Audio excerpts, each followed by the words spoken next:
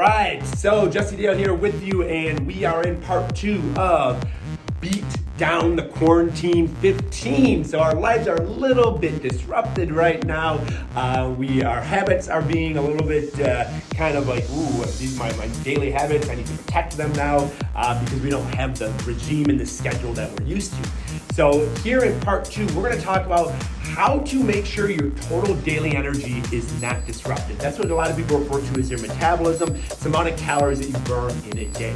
The biggest thing that would be at risk of us putting on weight right now from an activity standpoint is lowered NEAT, non-exercise activity thermogenesis. That's basically subconscious activity. So if you're used to going to work and you're doing this and this and that, it's all a lot of subconscious activity. Well, right now we might be watching more movies. I know we are, listening to more podcasts, doing more sales calls and Zoom trainings in a seat, seated instead of up on our feet.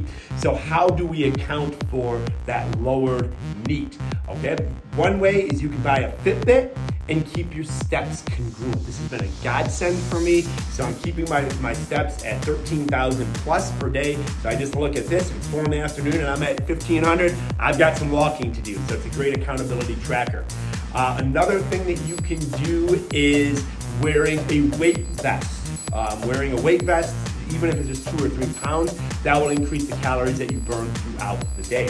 Another thing is habit stacking. So every time you go to the bathroom, do 15 air squats. So basically habit stacking is a technique where you take a reliable behavior that's gonna happen for sure, and then stack it with another behavior that you want to benefit you. So habit stacking is huge. A few other things that you can do other than watching your NEAT, that would probably be the main one, would be higher protein. Higher protein will reduce hunger, and protein is the most thermogenic of all your macronutrients.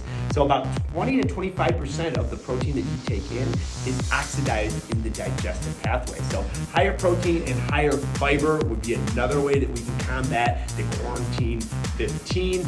And even if, I know we don't have gyms, but keeping that muscle mobilized. So calisthenics, air squats, push-ups, if you can do some form of pull-up, door pull-ups, okay? So where you grab onto a doorknob and squat and pull yourself up. Anything that can keep those muscles mobilized. If you've got kiddos at home doing some wrestling with them, that'll mobilize your muscle mass, absolutely.